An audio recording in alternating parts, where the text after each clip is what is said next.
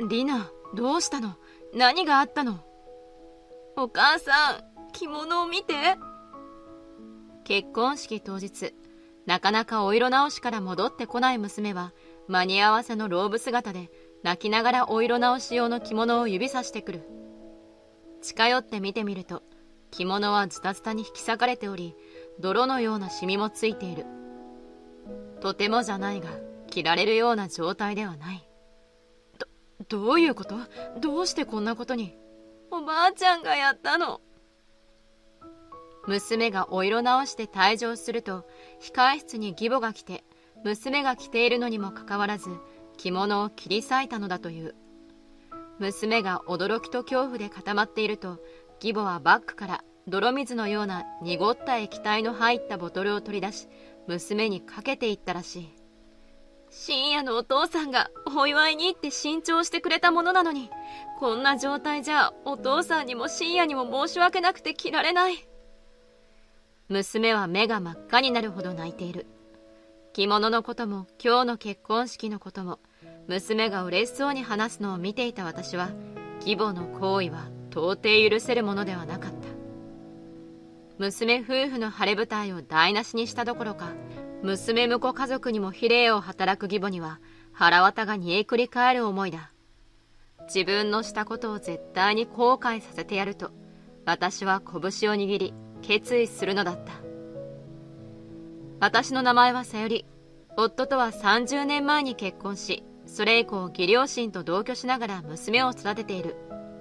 義両親は夫と付き合っている当時から私のことを気に入っておらず、結婚にも反対していた。少しでも結婚を許してもらおうと思った私は、義両親から提案された同居をのみ、義両親に歩み寄ろうとしてきた。お母さん、今日は一緒にお買い物に行きませんか？今日正午は夜まで帰ってこないので、ついでに一緒に外食でも。あんたなんかと言ったら飯がまずくなるよ。そんな暇があるなら家の掃除でもしたらどうだい？まったく、使えない嫁だな。少しは役立つと思って同居までしたのに意味はなかったな。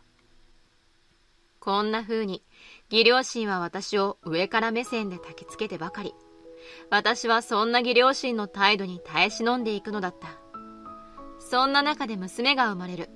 すると義両親は男を望んでいたのに女だという理由だったり、自分たちに娘が懐かないことなどから娘に対しても強く当たるようになっていった。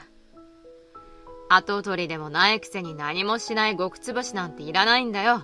気も利かないし、きっとさよりさんに似たんだね。かわいそうに。お母さん、そんなことを言うのはやめてください。うるさいのよ。お父さんだってそう思っているんだから、あんたは黙っていなさい。ねえお父さん。はあ。タチが悪いのは夫がいない時に限って同じ家にいるのにいないように扱ったり、わざと娘に聞こえるような声で悪口を言った。夫もそれとなく義両親を叱ってくれるが、頑固な義両親には全く響かない。私は同居しつつも義両親と距離を置き、娘に近づけさせないようにしていく。しかし、物心のついた娘は義両親の言っていることを徐々に理解し、自分が義両親から好かれてはいないと理解すると、むやみに義両親に近寄ることはなくなっていった。しかし、私がパートなので家を空けることも増えると、娘は余計に義両親に嫌味を言われるようになってしまう。お父さんお母さん、そんなに私と娘が気に入らないのなら話しかけなければいいじゃないですか。わざわざ近づいてきて嫌味を言う必要ありますか？私たちはいい加減あんたたちに家から出てってほしいんだよ。それにも気づかないなんて鈍感もいいところだ。いい加減にしておくれ。それはこっちのセリフですよ。ここまで言われては私も夫に別居のことを提案しようとする。お母さん、もうおばあちゃんたちと別居しようと思うの。リナももうこれ以上は耐えられないのでしょ？でもおばあちゃんたちと別居したらお父さんは辛くなるんじゃ。でもリナがこれ以上辛い思いをする必要はないわよ。私が娘の顔を覗き込むと、娘は静かに首を横に振る。私のせいでお父さんに辛い思いをさせたくないの。だから私は大丈夫だから別居はしないで。娘の切なる思いを聞いた私は別居を思いとどめた。しかし、その分義両親にはこれまで以上に目を光らせる。パートも夫が家にいる時にシフトを入れてもらい、娘が義両親といる時間を少しでも減らして生活していった。娘が小学3年生になると、隣のアパートに一人の学生さんが引っ越してくる。近所でよく学生さんと出くわし話すようになった娘は、次第に学生さんに懐き始める。すると、娘は学生さんの部屋に遊びに行くようになり、娘は義両親と関わる機会が減っていった。学生は信也くんと言い、我が家に遊びに来た時は丁寧な挨拶をしてくれていた。優しくてたまにおどける信也くんに娘は夢中だった。りなちゃんのお母さんこんにちは。あら信也くん、今日もりなと一緒に出かけてくれるんですって？ええ、保護猫カフェの話をしたらりなちゃんがどうしても行きたいっていうので。あ、信也お兄ちゃん、すぐ行くから待ってて。りな、信也くんが待っているんだから早く支度しなさい。人目に触れると途端にいい人を演じる義両親は、信也くんが娘の近くにいることで嫌味を言うこともできずにいる。義両親に嫌味を言われることもなくなった娘は、以前とは比べ物にならないほど明るくなり、周りに変に気を使うこともなくなっていった。そんな日々が続き、娘も大学生になる。大学は家から離れた距離にあったこともあり、娘の希望で一人暮らしをすることになった。まだ20歳にもなってないガキが一人暮らしなんて、なんて贅沢だろ。金の無駄になるだけだ。お父さんの言う通りよ。さよりさんが甘やかすからみっともない子に育ってしまって。もう決まったことですから。案の定、義両親は娘の一人暮らしに文句を言ってくる。しかし、その頃の私と娘は、もう義両親を相手に怯えることもなくなり、嫌味も適当に流していた。予定通り、娘は一人暮らしを始める。それでも休日には帰ってきてくれて、大学生活の話をたくさんしてくれた。電話や LINE もしていたが、やはり娘が笑顔を見ながら話してくれることは何事にも変えられない。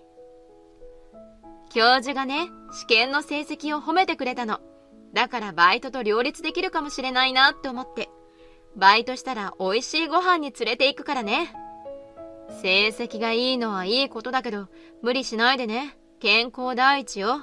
それに、私のことを考えてくれるのは嬉しいけど、自分のために使いなさい。ありがとうお母さん。じゃあ、デートに着ていく服でも買っちゃおうかな。たく、一人暮らしをしたんだから実家に帰って甘ったれるんじゃないよ。私の頃は親に頼らず生きてきたんだ。近頃の子は常識がなさすぎて困る。せっかく娘とたわいのない話を楽しんでいたのに、義母の言葉を聞くと水を差された気分になる。何年経っても私と娘は義両親にとって他人であり、嫌味を言わないと気が済まないようだった。娘は義両親を避けるように次第に家に寄りつかなくなる。しかし、私と夫とは外食をしたり、娘のアパートにも泊まりに行くほどだった。娘が社会人になっても義両親と会わない状態が5年ほど続いた。そのせいか、私と娘は義両親の話は一切しなくなった。そんなある日のこと、娘は近所のアパートに住んでいた信也くんを連れて家にやってくる。信也くん久しぶりね。ご無沙汰しています。まだりなと信也やりとりしていたなんて知らなかったわ。会社の取引先が信也くんの会社だったの。それでちょくちょく会うようになってね。娘がそう言うと、夫は神妙な面持ちで話し始める。それで今日はどういった用事で？実は結婚の報告に伺いました。あなたたち付き合っていたの？驚く私の言葉にうなずく娘。夫も口を半開きにしている。ご報告が遅くなり申し訳ありません。でも二人とも真剣な思いであることには違いがないです。どうか結婚を認めてもらえないでしょうか。私からもお願いします。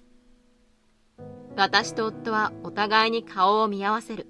すると夫は何かを決心したかのように二人に向き直り、静かに話し始めた。二人の気持ちはよくわかったよ。正直リナが信也くんに懐いていた時からこうなることは分かっていたかもしれないな。二人とも幸せになるんだぞ。夫の言葉に二人とも目を輝かせて喜ぶ。お父さん、ありがとう。ありがとうございます。リナさんを必ず幸せにします。しかし、ここでも義両親が口を挟んでくる。ちょっと、リナはまだ24歳でしょうが、結婚なんてまだ早いし生意気だよ。それに信也って男は何歳なんだい？随分と年の差があるように見えるけど。おふくろ、昔からリナは信也くんと一緒にいたし、信也くんもリナの面倒を見てくれていた。そんな彼を年齢が離れているというだけで認めないで、誰を結婚相手と認めるんだよ。翔吾も分かってないな。この際だから言わせてもらうが、私たちはリナを嫁に出すのが恥ずかしいんだよ。何にもできない孫なんて恥なだけだ。リナはどこに出しても恥ずかしくないに決まっている。二人が結婚すると決めたんだから、それでいいじゃないか。夫の罵声に義両親は一瞬ひるむ。すると夫は私と娘たちに外で話そうと言い、私たちは家を出た。夫の機転で何とか食事会は済ませられ、幸せそうな二人を見送った。夫の協力もあり、娘はドレス選びや会場の飾り付けにもこだわって結婚式を心待ちにする。しかし、義両親はなおも二人の結婚に反対し続けた。結婚式当日、義両親は意外にも礼儀正しい格好で出席してくれる。反対しつつも結婚を祝福しているのではないかと私は喜び、このまま何事もなく娘夫婦が笑顔のまま無事に結婚式を終えることを私は願うのだった。そんな中、披露宴でのお色直しで娘が出てくるのを待ったが、娘はなかなか出てこない。予定よりもだいぶ遅れており、何かあったのかと心配になった私は控室に向かう。控室に入ると、娘は間に合わせのローブ姿で泣いていた。リナ、どうしたの？何があったの？お母さん、着物を見て。娘が指さしたのはお色直し用の着物だった。近寄って見てみると、着物はズタズタに引き裂かれており、泥のようなシミもついている。とてもじゃないが、着られるような状態ではない。どういうこと？どうしてこんなことに？おばあちゃんがやったの。娘がお色直しで退場すると、控室に義母が来て、娘が着ているのにもかかわらず、着物を切り裂いたという。娘が驚きと恐怖で固まっていると、義母はバッグから泥水のような濁った液体の入ったボトルを取り出し、娘にかけていったらしい。深夜のお父さんがお祝いに行って新調してくれたものなのに、こんな状態じゃお父さんにも深夜にも申し訳なくて着られない。娘は目が真っ赤になるほど泣いている。着物のことも今日の結婚式のことも、娘が嬉しそうに話すのを見ていた私は、義母の行為は到底許せるものではなかった。娘夫婦の晴れ舞台を台無しにしたどころか、娘婿家族にも非礼を働く義母には腹渡が煮えくり返る思いだ。自分のしたことを絶対後悔させてやると、私は拳を握り決意するのだった。娘の気持ちは痛いほどわかるが、このまま結婚式から逃げてもどうにもならない。それこそ義母の思うツボだろうし、娘婿家族や信也くんにも申し訳ない。私はスタッフさんと話し合い、急遽別の着物を貸してもらうことにする。そして遅れながらも披露宴会場へと娘は戻っていった。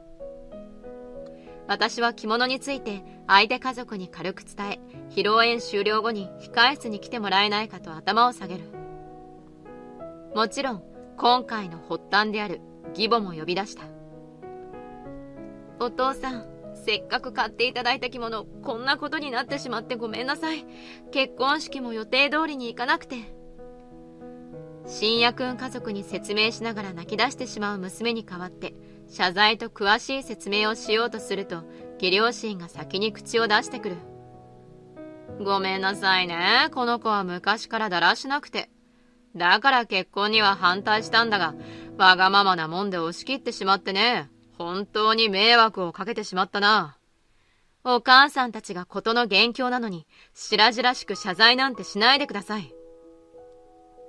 自分たちの行った行為を反省するでもなく、ひょうひょうと薄っぺらい謝罪の言葉だけを述べる義両親に、私は黙っていることができなかった。は？勝手なこと言わないでちょうだい。管理もできないリナとさゆりさんが悪いんじゃない。そもそもこんな安物っぽい着物を選ぶあんたたちもセンスがないのよ。おばあちゃん、この着物は深夜のお父さんが買ってくれたものよ。だからとても大切なものなのに、それを安物なんて言ったり、わざと汚したことを私たちに押し付けないで。所詮貧相な娘と結婚する家なんて大したことないだろ。着るものからして貧乏臭さがにじみ出てるよ。そちらもこんな娘を嫁がせて、ただでさえ低い品位を余計に落とされない方がいいのでは？後悔する前にもう一度考え直された方がいいですよ。義両親は娘の言うことを信じようとせず、娘どころか相手家族までバカにし始める。私たちの制止も聞かず、嘲笑いながらバカにする義両親に、信也くんのお父さんが告げてくる。ここまで言われては、おじいさまたちへの支援は断らせてもらうよ。リナちゃん、すまないね。いえ、当然のことですから、本当にごめんなさい。おい、支援ってどういうことだ？事態が理解できない義両親は、目を点にして驚いている。深夜のお父さんは、業界でも有名な企業の経営者なの。は？経営者？そう。だから恥を忍んで、おばあちゃんたちに支援をしてもらえないかってお願いしたの。少しでもおばあちゃんたちの生活費を支払っているお母さんたちが楽になればと思って。そんなこと聞いてないぞ。なぜ早く言わないんだ。リナちゃんは深夜にはもったいないほど聡明な女性だ。だからこそ私たちはおばあさまたちの支援を買っていたが、さすがにこのようなことをされたり言われては断らざるを得ないな。深夜くんのお父さんが言うことはもっともだった。支援をしてくれるだけでありがたいことなのに、その恩を踏みにじるようなことをしでかし、まともに謝罪もできないなんて考えられない。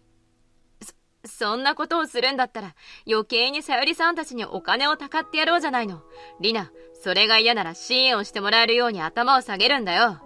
絶対に嫌。おばあちゃんたちはお母さんたちに援助してもらってた感謝はないの？深夜のお父さんだって事情を聞いて善意で支援してくれようとしていたんだよ。それとこれとは別じゃないか。別じゃない。